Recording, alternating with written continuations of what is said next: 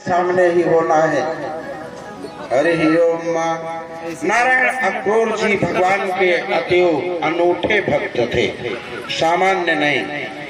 वो थे तो कंस के, परंतु भगवान के बहुत बड़े भक्त थे। और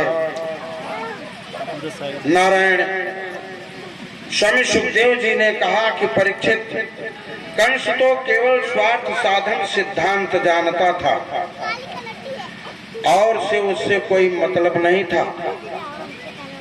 नारायण जहां जहां कंस ने भगवान को मारने की व्यवस्था किया था, परोक्ष में अक्रूर ने वहां वहां पर चुरा करके भगवान की सुरक्षा की व्यवस्था करके और तब ब्रज में पहुंचे। नारायण सायंकाल का समय पहुंचते हैं। जैसे ही ब्रज में पहुंचते हैं, भगवान के चरण चिन्ह को देखें, विह्वल हो गए। अक्रूर जी रथ से उतर करके उसी रेती में लौटने लगे। आंखों से अश्रुपात होने लगा।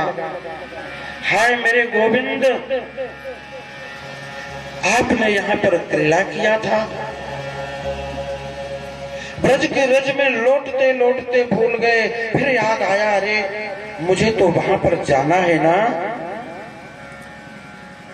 काफी समय से पहुंच गए थे, परंतु ब्रज में पहुंचते पहुंचते नंद जी का दरवाजा पूछते पूछते शाम हो चली। विह्वल हो चले, वैसे जैसे भरत महाराज गए कोस दुई दिन कर घर के। भरत जी पूरे दिन में केवल 2 कोस चले थे जब राम से मिलना हुआ। जहां जहां चरण चिन्ह देखे वहां पर प्रणाम करने लगे, वहां पर लेट जाएं, वहां पर भगवान की स्तुति करने लगे। नारायण भरत और अक्रूर में कोई अंतर नहीं। दावे के साथ कहता हूं, ऐसी ही भक्ति कृष्ण के प्रति अक्रूर की थी जो भक्ति भरत की भगवान राम के प्रति थी। आइए देखें, शाम हो गई, गए और बताए, चुपके से अपना रथ खड़ा कर दिए। उसी समय नारायण केसी और व्योमासुर का भी उद्धार हुआ था। नारद जी महाराज की स्तुति गाई गई और अक्रूर जी महाराज की ब्रज यात्रा सुंदर ढंग से हुई। पूछने लगे सब, आप कौन हैं? उन्होंने बताया, मैं कंस का दूत हूं, उसी के भेजने से और यहाँ पर आया हूं। लेकिन मेरे कान्हा, मेरे बलराम तो पहचान गए ना, क्योंकि भगवान अपने भक्त को उसी प्रकार से पहचान लेता है जैसे 10,000 गायों में उसका बछड़ा छोड़ दो तो 10,000 गायों में और किसी के पास नहीं जाता, वो केवल अपनी माँ के पास जाता है।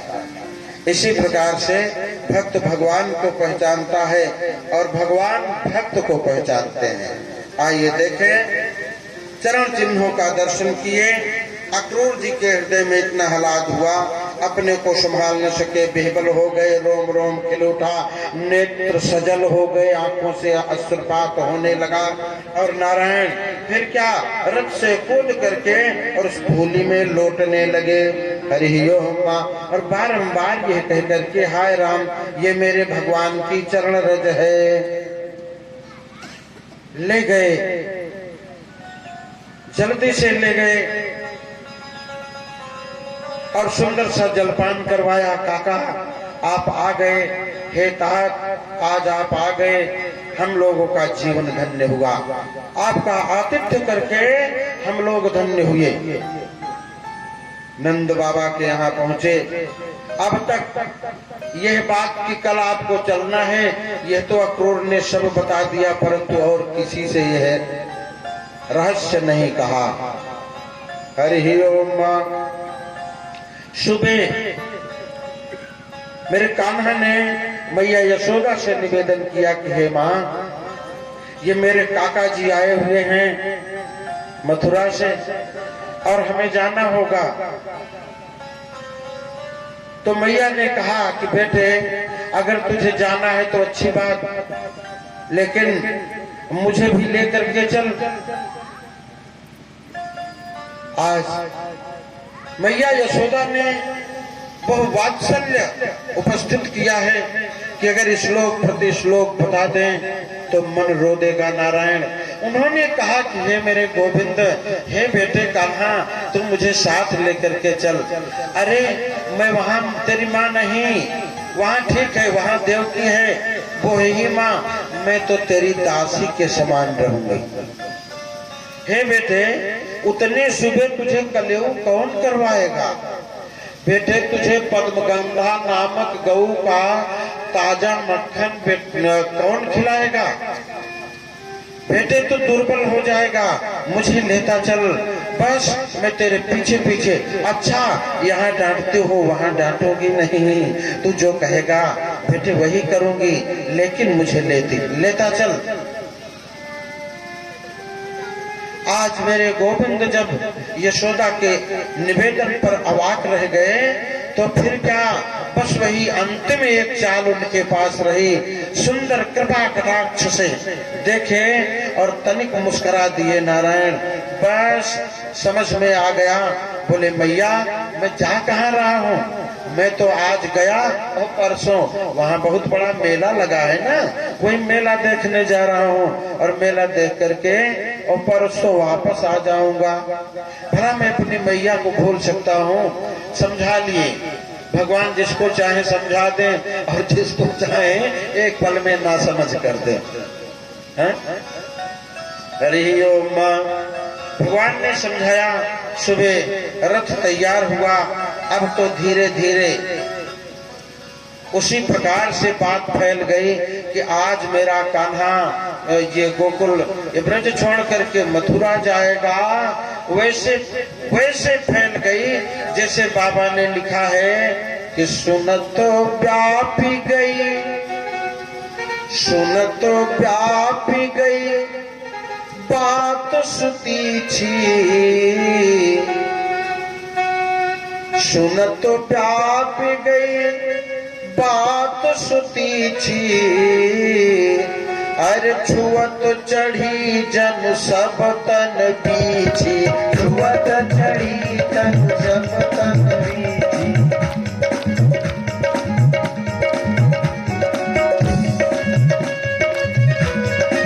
ऐसे फैल गई मानो बिच्छू ने डंक कर दिया हो और जितनी जल्दी से दर्द होने लगे इतनी जल्दी से बात फैल गई। गोपिकाओं ने आकर के और अक्रूर महाराज का रथ घेर लिया। बोले बाबा तुम्हारा नाम क्या है? बाबा ने बताया अक्रूर। गोपिकाओं ने कहा कि किस मूर्ख बेवकूफ ने तुम्हारा नाम अक्रूर रख दिया, हो तो तुम बहुत बड़े क्रूर। बोले तुम बहुत बड़े क्रूर हो, लेकिन नाम तुम्हारा अक्रूर किस बेवकूफ ने रख दिया? काका अक्रूर को इस प्रकार से जब गोपिकाओं ने कहा कि तुम हो क्रूर और बेवकूफों ने नाम अक्रूर रख दिया, एक बार मुस्कुरा करके देखा। बोले दिमाग को शुद्ध करो, इनसे जैसा कौन सा भक्त। गोविंद को बुरा लगा। नारायण एक बार के बाद फिर गोपियों ने अक्रूर काका को कुछ नहीं कहा। अच्छा तो कहा कोई बात नहीं, जा रहे हो? भगवान ने कहा देवी कहाँ जा रहा हूँ? आज जा रहा हूँ, परसों को तो वापस आ जाऊंगा, मेला लगा है, मेला देखने जाऊंगा। नारायण यह कह करके, परंतु तमाम सखियों ने ललिता विशाखा आदि जितनी भी थी अक्रूर को कहा कि काका तुम में दम हो तो इनको ले जाओ। रथ के दोनों पहियों के सामने गोपिकाएं लेट गईं। ले जाओ, चढ़ा के ले जाओ। कान्हा तुमसे भी कुछ नहीं कहूंगी, ले जाना है ले जाओ, हिम्मत हो तो। रथ के पहिए के सामने सारी गोपियां लेट गईं और बोलती हैं रथ चलाओ। चलाते क्यों नहीं? नारायण, अक्रूर की आंखों में आंसू आ गए। मेरे गोविंद सजल नेत्र हो गए, धन्य है भक्ति। उन्होंने कहा, समझाया कि हे देवी आप लोग चिंता न करें, हम परसों को वहां का मेला देख करके और वापस आ जाएंगे, आप चिंता मत करिए। हरि ओम। इतना समझाने के बाद नारायण जानते हो क्या, गोपिकाओं ने रथ के सामने से उठ करके और बगल हो करके किसी तरह कह दिया कि अच्छा जाओ। लेकिन लिख रहे हैं कि तास तथा तप्यते तीर्वीक्ष स्वप्रस्थाने यदोत्तमः शान्तयामास सप्रेमैरायायाश्चैति दौत्यकै। हरि ओम। कहने लगे कि भगवान अपि संप्राप्तो रामाक्रूरयुतो नृपाः रथेन वायुवेगेन कालिंदी मघनाशिनी। जैसे ही गोपियों ने कहा अच्छा जाओ, रथ को उस वेग से अक्रूर ने हाँका है कि कहीं दूसरी गोपी आकर के और फिर न रोक दे। कह रहे हैं कि इतनी वेग से कालिंदी के किनारे तक ले गए जिसका कोई हद नहीं। रथ जितना चल सकता था उतनी वेग से ले गए और कालिंदी के किनारे पर रुका। और इन गोपियों की दशा देखें, इन गोपियों की दशा है, जब तक रथ का ध्वज दिखा तब तक खड़ी रही। अब मुश्किल से दिख रहा है तो एड़ी उठा के देख रही हैं। अब भी दिखना बंद हुआ तो ऊंचे पे चढ़ के देख रही हैं। जब तक धूल तक दिखाई पड़ी तब तक इन गोपियों ने मेरे गोविंद को देखा है। बोलो आनंद कंद भगवान कृष्णचंद्र भगवान की नारायण। तब तक देखा है जब तक रथ के पीछे की धूल दिखी। हरि ओम। नारायण। पापनाशनी यमुना जी के किनारे पर पहुंचे और आज अक्रूर जी के भक्त की यात्रा पूर्ण हो चुकी थी। भगवान ने सोचा अच्छा मौका है, इनको हम मुक्त कर दें, इनकी भक्ति का फल इन्हें दे दें। पहुंच गए तो कहा कि काका आज तो यमुना के किनारे हो। बोले हाँ बेटे, स्नान करने को मन कर रहा है। तो ठीक है। अक्रूर ने कहा बेटा मैं रथ देख रहा हूँ, कपड़ा देख रहा हूँ, आप दोनों जाओ स्नान कर लो। लेकिन मेरे गोविंद ने कहा काका हम लोग तो दिन भर स्नान करते हैं, आप आए हो ऐसा करो कि अपना कपड़ा उतार के रखो और आप जाओ स्नान करो, हम लोग कपड़ा देखते हैं। नारायण। जैसे ही गए बोले न तो हम पाकिल हेतु ये तुम और नारायण पुरुष माध्यम व्ययम यन्नाभिजाता दरविंद कोशा और ब्रह्मा विरासित यद एष लोक। नारायण। इधर कह रहे हैं कि जैसे ही वहां पर पहुंच गए मानो वैकुंठ लोक से भी अधिक शोभायमान वो स्थान। और फिर विलंब न किए अक्रूर जी महाराज अपना कपड़ा उतारे और स्नान करने के लिए यमुना जी में प्रवेश कर गए। जैसे ही यमुना जी में प्रवेश किए, जब प्रवेश कर रहे थे तो बलराम और मेरे गोविंद दोनों हंस रहे थे। अब वही झांकी उसी झांकी को देख करके और डुबकी लिया। जब डुबकी लिया तो बलराम और भगवान कृष्ण दोनों हंस रहे हैं, अंदर जल में दिख रहे हैं। अक्रूर ने सोचा अभी तो रथ पर थे, यहाँ कब भी चले आए। जल्दी से ऊपर देखा तो ऊपर भी हंस रहे हैं। फिर कुछ देर तक खड़े रहे, फिर जल के नीचे फिर डुबकी लिया तो फिर भगवान दिख रहे हैं। नारायण, इस प्रकार से अगणित डुबकियां लगाई और भगवान उन्हें हंसते हुए दिखाई पड़े।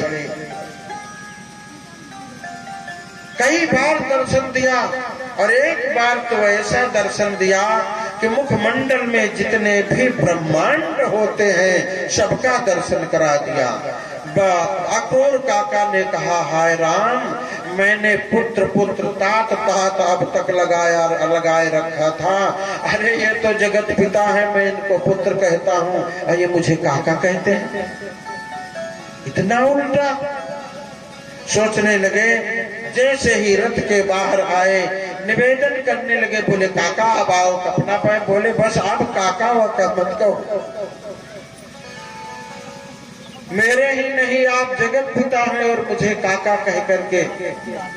भगवान ने सोचा, हे भगवान, अगर इनको यह बात मैंने विस्मृत न करवा दिया तो जो पुत्र का दर्जा, जो वात्सल्य मुझे देते हैं तात कह करके, पुत्र कह करके, वो नहीं मिल पाएगा। और कुछ ही देर के बाद अक्रूर जी महाराज के इस दर्शन का विस्मरण करवा दिया, जैसे भगवान राम ने कौशल्या के दर्शन का विस्मरण करवा दिया। आइए देखें, इस प्रकार से धीरे धीरे मथुरा में प्रवेश कर दिया। और नारायण तब तक जब नंद बाबा ने जाना कि अकेले ही दोनों जा रहे हैं तो सारे गोप ग्वाल, उनकी जितनी सेना थी, ये सब अपने अपने आयुध अस्त्र शस्त्र के साथ पीछे पीछे लग लिए। आए, जैसे ही यमुना को पार किए और मथुरा में प्रवेश किया, कई रास्ते फूटे थे।